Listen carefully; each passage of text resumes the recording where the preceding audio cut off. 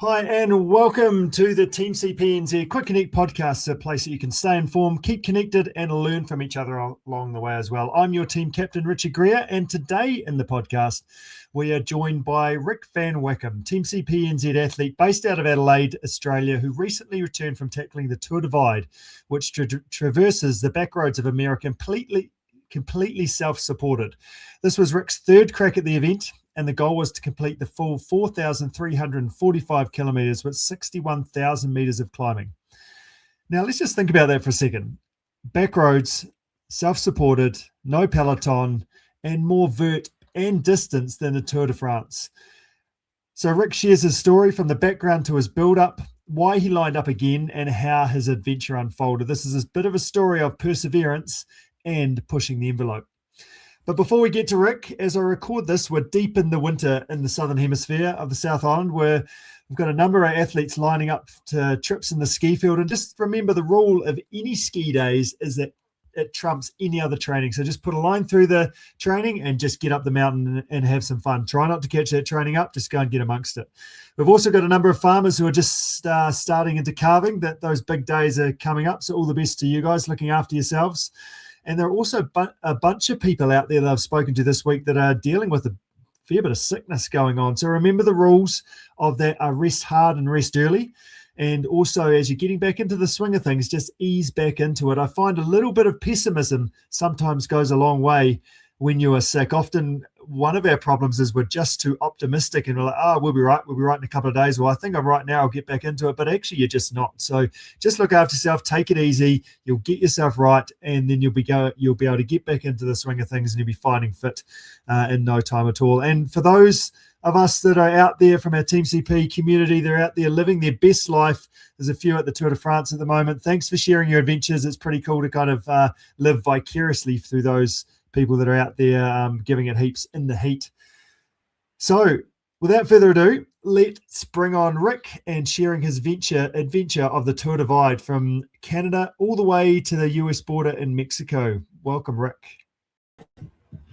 And Ric van Wachem, welcome to the podcast, beaming in from sunny Adelaide. How are you getting on today? Well, it's definitely sunny, so that's a good thing. It's cold. I'm doing well. Thank you, Richard. Good job. That's awesome. Hey, thank you so much for joining us. Today, our plan of attack is we're going to talk about the Tour Divide and your experience of it over the last couple of years. We're also going to talk about your background and why this whole adventure come onto your radar in the first place, as well as your goals moving forward. But so I guess before we get too far into this podcast, do you want to give us a bit of a rundown of the Tour Divide? Because there'll be people out there that have never heard of this thing before. It's an event from, if we're beaming in from New Zealand and Australia, that's over the other side of the world. If you're not in biking circles, you've probably never heard of it. But yeah, tell us a little bit more about it, the route, the conditions. What is it actually all about? Oh, well, I think you spoke with Joe Nation a few weeks ago, and Yes, he's at the other end of the scale to me in terms of performance. But I think he came third in 2024, but it's 2,700 mile or 4,300 kilometre ride from Banff in Canada through to the Mexican border, or the border between New Mexico and Mexico. So for some people, New Mexico, some people think that it's part of Mexico, but no, it's part of the States. You go through, start off in Alberta in Canada, then British Columbia, and then into Montana, and then Idaho, then Wyoming, and then into Colorado, and then into New Mexico. I think it's got 50,000 meters of climbing all up, or roughly around that.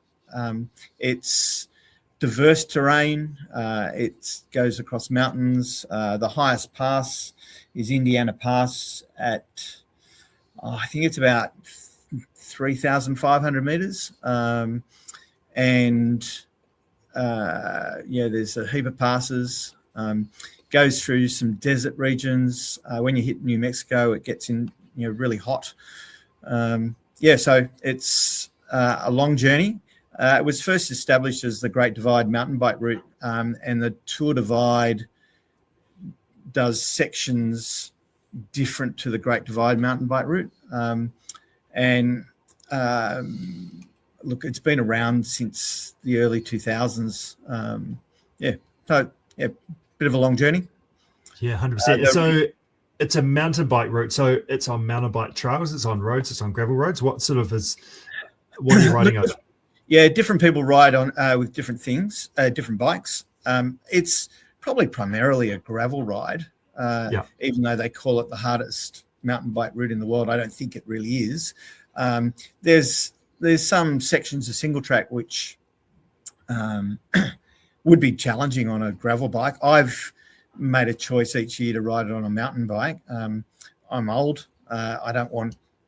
I want the suspension in the back to make it easier on my back. I think too, there's a fatigue element in there that if you're riding either a hardtail mountain bike or a gravel bike, you're just copping a lot more bumps and so forth. Interestingly, I swapped bikes for about 10, 15 minutes with another guy I was riding with this year, and he was on a hardtail, and I was he didn't have front suspension either, but it was a mountain bike, and I had my bike, and I just said, "Oh look, I've got to swap back. I can't handle this." It's been good, but sorry. And it's interesting. The winners in 24 and 25 both had dual suspension, I think, or definitely 25. But the guy who won it this year and set the world record, or the FKT, was on a gravel bike. So each their own. Redshift have come out with their suspension posts and their suspension handlebars, which I think makes a big difference for that. But you'd have to talk to a gravel rider to get the real answers on that one. So dial into that. So we're saying that you're a mountain biker, Rick. You're not a gravel rider? Absolutely. I went in my first gravel race in January this year, and I turned up, and I think there were 3 mountain bikers amongst the 200 riders, and I decided I didn't want to be a gravel rider. My one and only race of my life in gravel. Okay, right. Tick the box, done that. Move back to what we love. And you've been riding mountain bikes since mountain biking was sort of come on as a bit of a craze, probably one of the early adopters getting into that. So give us a bit of a background about you. As well as mountain biking, you've been working in the outdoor industry for many years. You skied when ski boots were leather, and you spent a career setting up and running outdoor education programs in Australia and Canada. Yeah, lots of adventures on the cards and that you've done over the years as well. So tell us a little bit more about, I guess, that first mountain bike and some of those things that you've done in the past to get to where you are now and riding the Tour Divide. Oh, I did a degree in pure and applied mathematics initially, and when I was teaching for a couple of years, I realised that I'd come in and other mathematics teachers would ask about some problem that they had that they couldn't solve, and I'd say, why would you do that when you can just go adventuring in the afternoon? So there was a sort of a drainage canal in Melbourne where I was living, and whenever it rained it would flood, and I'd go out paddling on this white water on this drainage pond or drainage ditch with dead cats coming down the thing, and you come out with some form of disease. And so I just made a decision that I just didn't want to do mathematics for the rest of my life. So I went over to Canada and studied. That was the excuse anyway. Studied outdoor education and chose to go skiing and mountaineering and canoeing and kayaking. And I had no money. So I bought the most expensive bike I could afford at the time. I think, if I remember rightly, it was $1,200 for a Tom Ritchie steel bike. There was one Tom Ritchie model above that at $1,400, and I just didn't have the extra $200. And so that was my means of transport. And Calgary winters were not the most pleasant thing sometimes, and I'd be riding to university in negative 35 degree temperatures, and I literally couldn't work So I literally worked under the table. I built massage tables over at this guy's garage. And that's how I got to work and back from work on the bike. And then kind of halfway through the course, I was offered a job in California for the summer with an outdoor adventure company. Didn't know how to get there because I didn't have any money. So I thought I'd get on my bike and ride from Calgary down to California, a place called Bass Lake, California. So that was my first ever trip. I managed to put together enough money for a rack and rear panniers. And my first day, I was, trying to work out how to avoid doing wheelies. Too much weight on the back. Yeah, there was so much weight on the back. Because you've got you're riding with your life, with like that's right. Well, everything you own. Like I'm riding to California, so up 6 and away we go. Yeah. So that was my first, I guess, bike packing adventure. I had a lot of fun, and that's probably. I think you and I have talked about this. I think that was probably one of the reasons why I decided to do the Tour Divide. It was not a replica because I rode roads, whereas this one was off-road or on dirt roads and backways. But that was my first adventure, and this one hasn't been my last, but it's part of the adventure.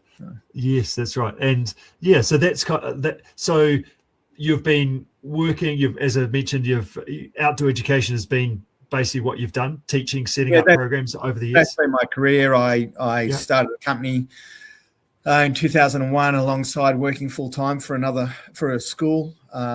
Set up their outdoor ed program. Some people would say it's one of the premier outdoor education programs in Australia. I think that it's up there.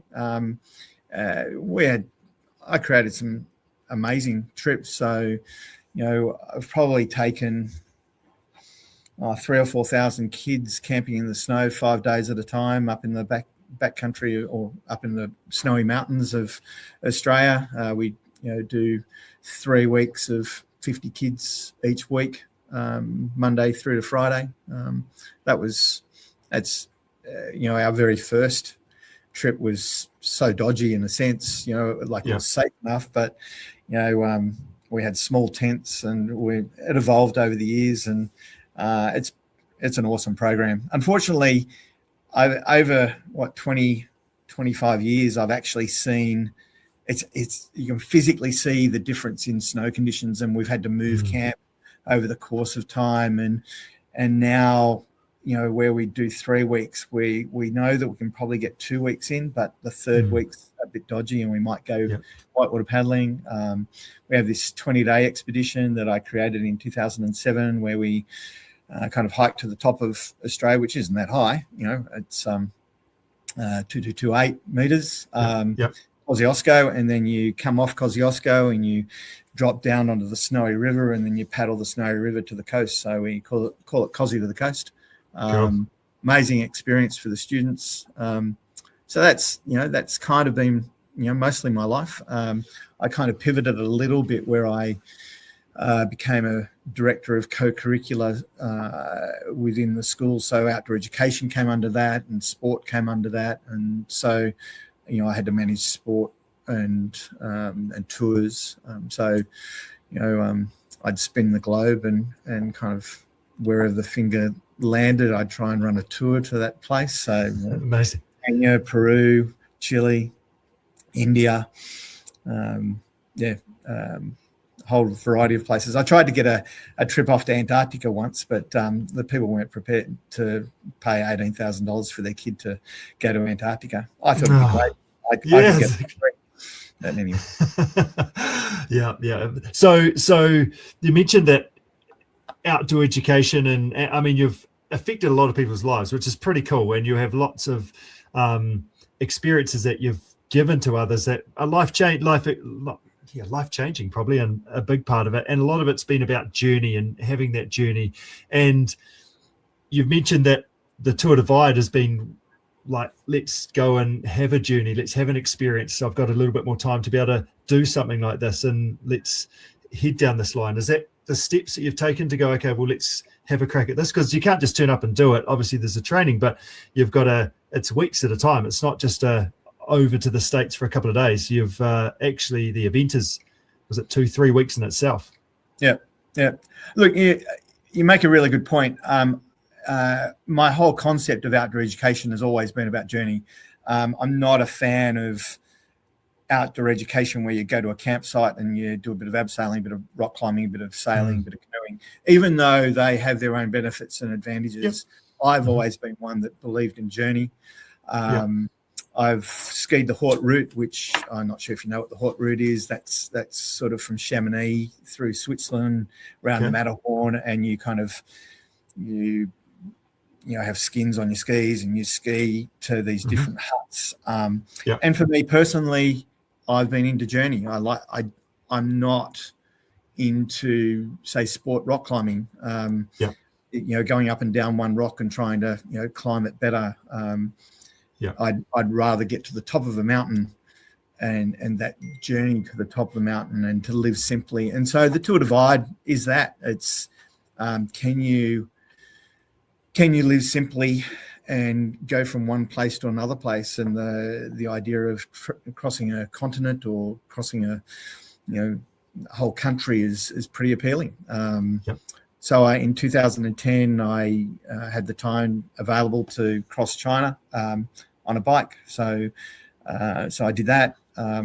But work, family, stops you from doing those things. And so I've tried in the last few years to incorporate some more adventures into my life. I'm 63. That's I'm running out of time. Need to get some journeys and some adventures in for myself that I haven't been able to do previously. So good stuff. I do. But before we go too much further, you biked across China. China's a pretty big country. How long did that take? And what were some takeaways from that? You can't just say, and I biked across China. We need to touch on that. Goodness. Look, China was amazing. It was. The route didn't take me through any traditional Chinese places. There was this city in inverted commas that I rode into, and I had, I can't remember, something like 7 or 8 skyscrapers, apartment buildings, but they were pretty tall. And there was a school there, and there was a massive stadium, and there was not one single person. And it was all brand new. So all I can assume is it was a city that they built to bring people into. It's going to be a city. It's going to be, whether that was in a month or 2 months, but it was basically looked finished to me. So, and I saw manufacturing, that was so much bigger than what we had in Australia, and I came away realizing, and again, that's 2010, realizing that we had Australia, because I'm Australian, we'd let go of our manufacturing to China, and they were going to take over the world in that space, and they have. There are other countries trying to build on what China's done, but I'm just as guilty as anyone in terms of buying the cheap jeans or the cheap clothes or the cheap equipment, but we will pay a penalty, or we will pay a penalty for that. That's probably my political bent going there. Didn't expect it to go that direction, but exactly. But I certainly learnt that the Chinese, just knew where they were going and what they were going to do. And, I think even back then they were saying it was making the most millionaires per week of any country in the world. Right. Wow. Yep. And, but it was a beautiful country. I met some amazing people that I couldn't speak to, and they couldn't speak to me, but they were very generous with me. I think that's one of the great things about bike packing is people are very generous to the people that are bike packing. They realize that you are on some form of adventure. Whereas I think if you see a person with a backpack hiking or whatever, you might just assume that they're just traveling, between one place to another place, but they're just on a holiday. Whereas someone with gear on their bike, they're going on a journey somewhere. Because it doesn't happen so much. You don't see it very much, do you? With all packed up, ready to go on your bike. And yeah. So Tour Divide, you've done it before. Tell us about. I've made a few attempts. Yeah. Tell us about that or those attempts, and then what's the reason for wanting to have another crack at it this year? Well, I'm not having another crack in 2027. Let me just say. Okay, right. Look, so year one, my bike, I broke the seat stay for a place called Helena. So that was about 1,000 kilometers in. Flew to Denver, got that repaired, then cycled from Breckenridge, which is on the trip, through to a place called Abiquiu, which is about another 700, 800 kilometers, and that's into New Mexico. But because I was off the route, I wasn't that committed to getting right to the end, and it was hot. It was 40 degrees and just too hot. And after Abiquiu, there's this huge climb that takes at least 5 or 6 hours to get up, Polvidera Mesa, and I just went, I just don't need to do that. So I failed 24. I was successful in one sense, and then went back for 25. Thought I had it nailed, but my butt fell apart. Had kind of open blisters. Oh no! And kind of hung in there. But the last I rode about 30k from a place called Wise River. And I stopped every 10, 15 minutes arguing with myself not to be a wuss, but I couldn't actually sit on the seat. And I'd kind of move and kind of sit on one cheek and try and cycle alternately. And then just gave up. I just realised I had at least another 10, 12 days. So it would have been probably 13, 14 days from there. So how far through were you that time? That was 1,300 kilometres. Okay. Yep. And then that was a hard ride back to Butte.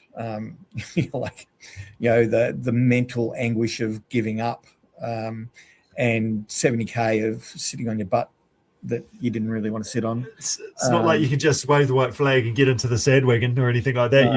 You've actually got to figure out, okay, how to get myself out of this. That's a hard bit. Yeah. And then it got under my skin. I started a new job here in Adelaide back in June last year in 25, and then I thought, look, I've got to give it another shot. Work wasn't that keen to give me the time off, so I just said, look, I've either got to resign or you got to give me the leave. So fortunately, they gave me the leave, and made another attempt. And I reckon I've spent $1,400-1,500 on different seats, different nicks. I had butt problems from day 4 this year, and managed it for another 11, 12 days. And then we had massive headwinds, and I think possibly the change in trying to ride against these massive headwinds just exacerbated the problem. I was putting kind of gels and plasters on my butt every day and trying to make it through. I just realised I just wasn't going to make there was at least another 10 days to go. And look, the wind gets into your head as well. It's grinding. Yeah. So I didn't finish this year. So pretty bummed. I was actually pretty upset about it. Whereas I wasn't as upset the previous 2 years. I thought I had it in the bag this year. But and from a fitness perspective and a strength perspective and a gear perspective and all those things line up, but from a skin perspective, it feels so minor, but it's so major in this situation when you can't have the chance to let it heal and recover. And it would have taken probably a week or two to recover. It took a week and a half for kind of the scabs to come off, sort of thing. I'm still a bit bruised. I'd sit on a seat the wrong way in the car or whatever, and you'd just feel the pressure. A bit of bruising in there in some way or form. I don't know why. So I have to go back to the drawing board.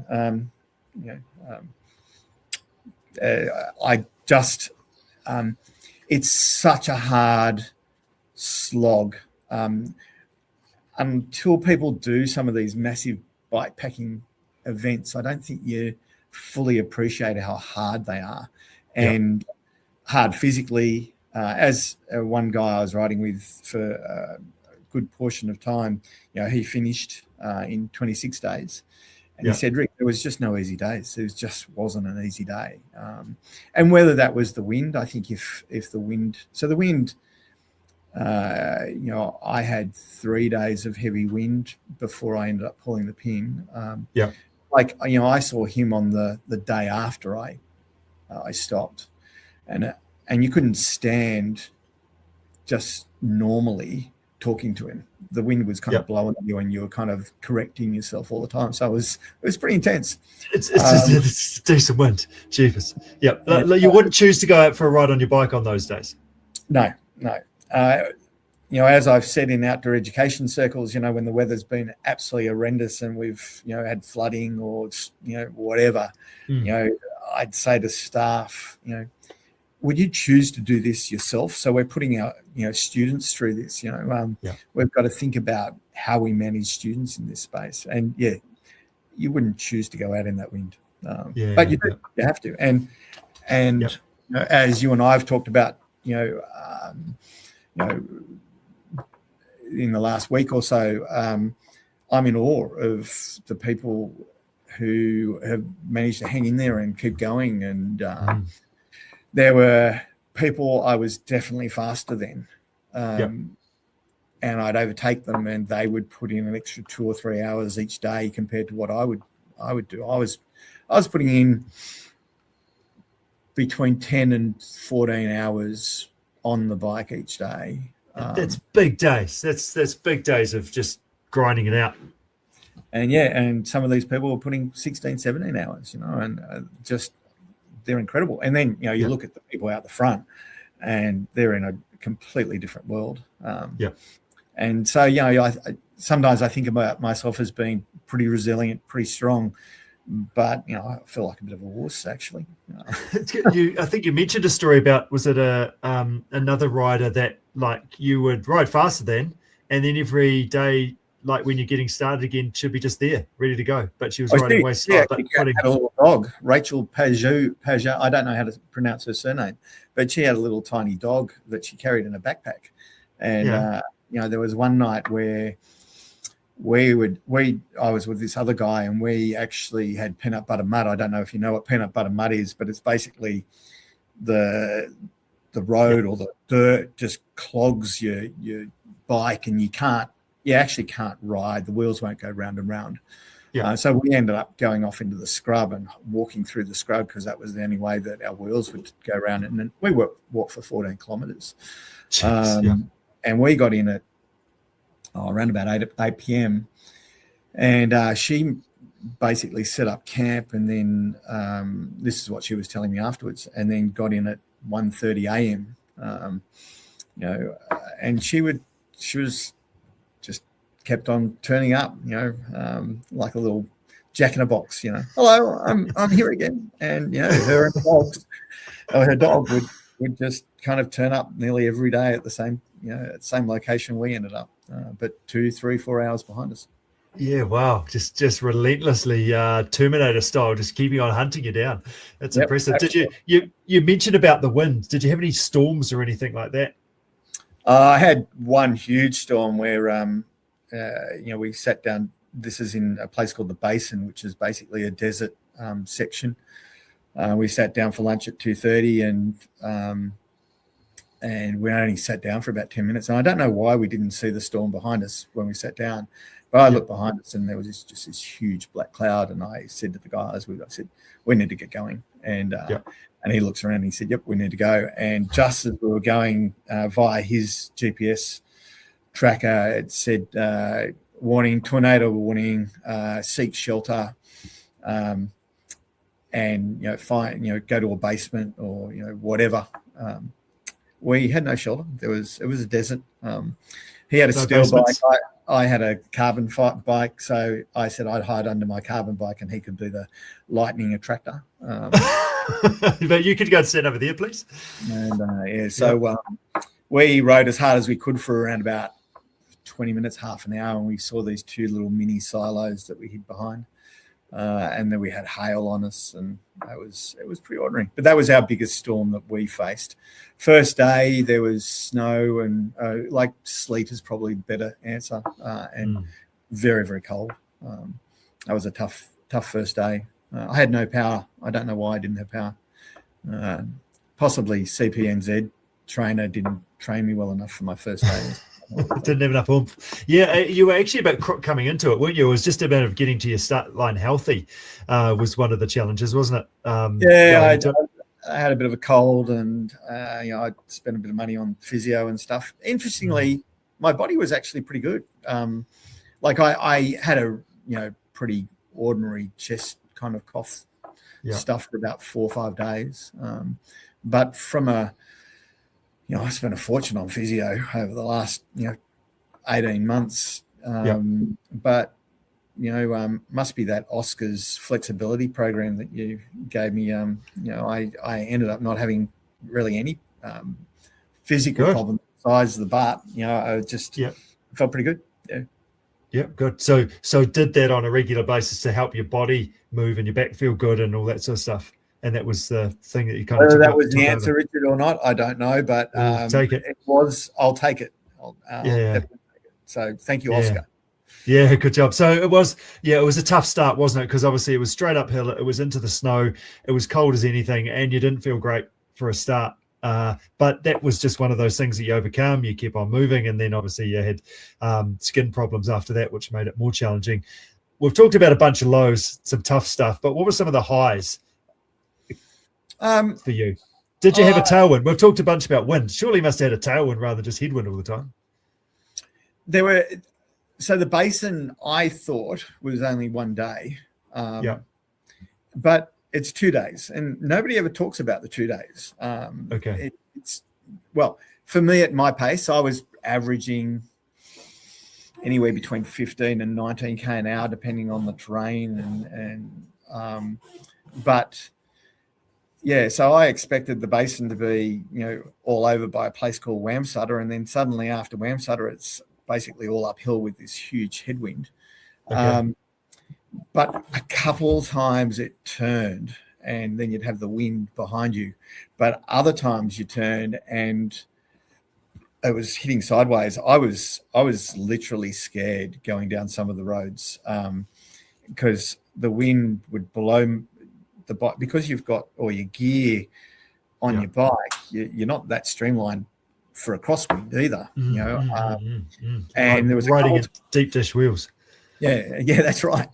So a couple of times my bike would slide on the gravel sideways, and so instead of booting down the hill really quickly, you were sort of very, very tentative. Look, there were, I would say, probably 5 to 8% of the time I had a decent tailwind. That would be probably about it. But it was good when it was there.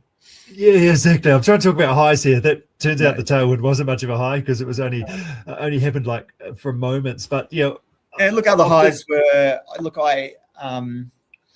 that I was able to string together some 200k days back to back.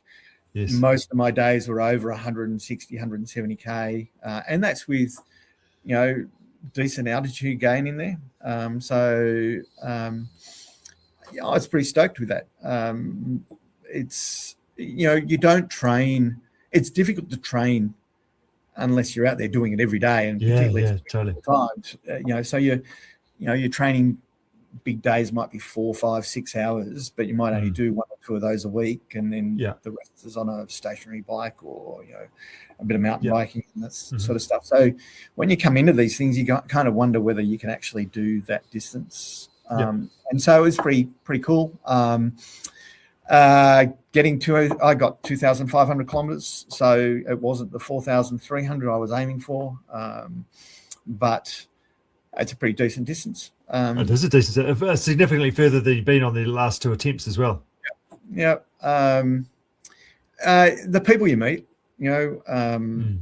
they're just from all different walks of life. I'm reasonably fit looking. Some people, you ride up next to or whatever, and they don't look that fit, but boy, they can turn the pedals around. I don't know how they do it. Maybe I don't do any training and see what happens. And like I've mentioned before, the resilience of some of those people, just there. There was one guy who was riding a bike with a pinion gearbox, and he had all sorts of problems after day 4 or 5. And I thought he was off the race, and then 5 days later, he turns up next to me and, he'd been putting in 18-hour days and, and he'd spent a day and a half trying to get his bike repaired by these people in the middle of nowhere. And he went to a machinist and they made some new parts for him. And, the resilience of some people is quite incredible. And then there was 2 ladies who had traveled from Oregon in their station wagon car with a whole lot of food, and they would the first time I saw them was in Fernie in British Columbia, and they gave me some food there, and then 4 days later, 5 days later, they're at a different place, handing out some food, and I made a point. Last year, I came in to the border with Canada and the US at about 11 p.m. at night. I'm booting down the hill, and this lady rings the bell, and I'm going so fast down the hill I didn't stop. But she'd stayed up till 11 p.m. to kind of ring the bell for this. I was in the middle of nowhere with nobody else around me. And I made a point from that point on that if there was anyone kind of handing out trail goodies or encouraging you, that I try and stop and just thank them. Because it means a lot to them. It's a lot to them, but it's a lot to the riders, and to you, back to you, to have a chat, and it's uplifting, isn't it? Yeah, absolutely. And so, like when I pulled off, I ended up, flying down into Albuquerque, borrowing a mate's car who lives in Albuquerque, and I went and kind of did the kind of the back end of the route, trying to see some riders, and I took some food myself, so that was kind of good to meet up with a few. And one of the guys I'd ridden with for a bit, I came across him, and I got out of the car, and he said, "Can I just get in the car? I just need some air conditioned comfort." So just a moment, can you give me 10 minutes here? How good? Yeah, he was there for 40 minutes. He didn't want to get out. I had to kick him out. I said, "You need to get going." So. Yeah. Good job. That's awesome. And great to be able to give a bit back, obviously, to those that are supporting you, but other riders as well. Obviously, your adventures was finished at that stage, but really nice to be able to get to the end and be able to see some of those other people you're riding with. Yeah, look, yes, my adventure had finished in terms of on the bike, but it's still an adventure to go and, visit. So, as I said early on, I'd ridden a whole section of the New Mexico ride, but I hadn't done the back end.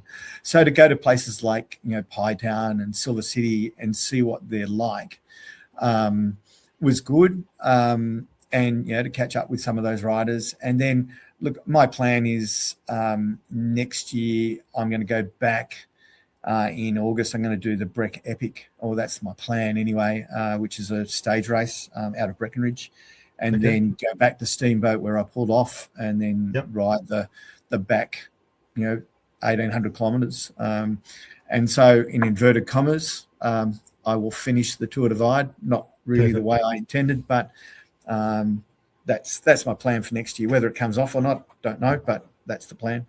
And that's a great plan, isn't it? Just because, as you say, it's about journeys. That journey's been a 4-year journey. It's not a one event journey that's going to take 4 weeks. It's a culmination of those things, and really nice for yourself to get to the finish line. I mean, we enter these events often because it's the idea and it's the other people that are around, but you don't have to do events as such either. You can do it yourself. So quite nice just to kind of round that off and finish it off yourself, hopefully. Yeah, I think so. And look, there was a bunch of people who, friends and I guess non-friends, people I don't really know, who followed me on Instagram. And I think you incentivize people to try hard things, regardless of whether you succeed or don't succeed. There was an Australian guy who started the event at 79. And look, he made it, I think, 4 or 5 days. But to even rock up at 79, thinking, hey, I'm going to give this a shot. There was another guy. I saw him in 2024 and he finished it. I'm just trying to think of his name. But he was 66 in 24. So he was 68 this year.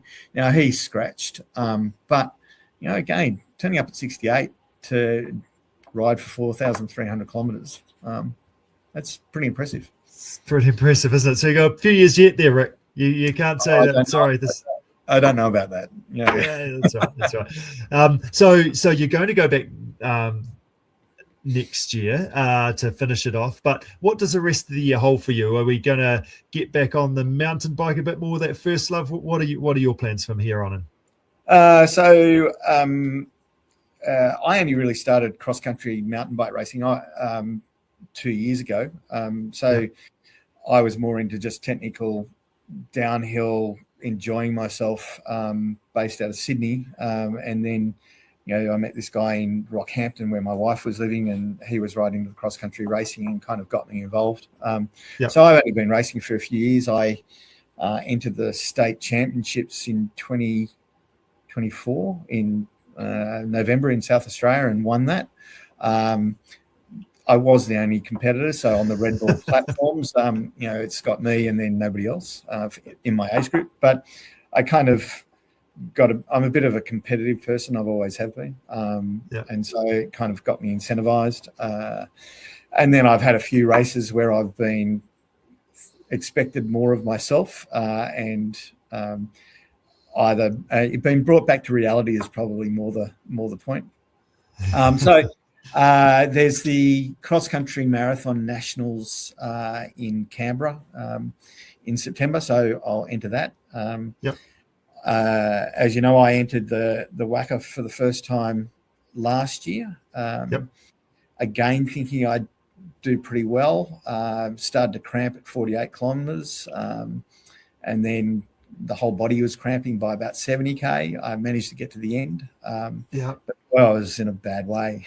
Oh, that's rough. Yeah. So that's a bit of unfinished business as well. You're going to come across the ditch to. Well, I've paid for the airfare and paid for the entry. So yeah, that's a yep. If it's pouring with rain, I don't want to. I'm not very good on routes. Adelaide's the driest city in Australia, and Rotorua is not known for its dryness. So if it's pouring with rain, I'll come and work on the emceeing with you, I think. Sell some hot dogs or something. Yeah, something like that. Yeah, good stuff. No, that's so I got awesome. that, and then I've put an entry in for the Atlas Mountain Race in Morocco for March next year. Wow, cool. But you have to, they go through the applicants, and I doubt I'll get an entry. So if I don't get an entry, I'm thinking of going back across the ditch and trying your Tour of Aotearoa. Yep. I think I pronounced that correctly. Yeah, no, you did pretty well. Yep, you've done well. Or maybe the Sounds to Sounds. Someone told me about that the other day. Yeah. I've got a mate in New Zealand who, did just over 10 days for the tour last year. He's an impressive rider. We'll see. We'll see what 2027. But I'm retiring at the end of the year. I've decided I've got to go mountain bike racing. Fantastic. Racing. So yeah, more time to train, I guess. Yeah, so good, Rick. Hey, thank you so much for joining us. Thank you so much for sharing your story. It's been pretty cool helping you out with this, following your journey, updating Strava every day and refreshing Training Peaks to see where you're at. And as you mentioned, putting another 200k day and just getting that done. So it didn't go exactly to plan, but amazing thank you so much for sharing your story today. Definitely inspiring for others. And look forward to cheering on and helping out and with a few adventures that we've got coming up and plenty of cool things. I think we need to maybe book you in for a couple of months' time to have another update. How's Rick getting on? Because pretty inspiring stuff. Well, thank you, Richard. If anybody listening needs my thoughts on and advice or lack of advice on how to approach some of these things, I certainly made decisions that at the time I thought were the right decisions, but they came back to bite me in different ways. So more than happy if someone wanted to reach out and kind of ask questions of a middle to the back road player as opposed to the front runners like Joe Nation. More than happy to. Yeah, that's right, 100%. And we didn't really go too much into today in terms of the technical stuff and some of the gear you carried and your bike setup and that sort of thing. That feels like it's a whole other podcast. But thanks for your time today, and really appreciate your effort. And if you are listening to this and want to hear more about that, we can definitely potentially catch up again and do that. But appreciate your time and all the best for the next adventure. Thanks, Richard. Look forward to it. Good job. Well done. Cheers, Rick. Bye.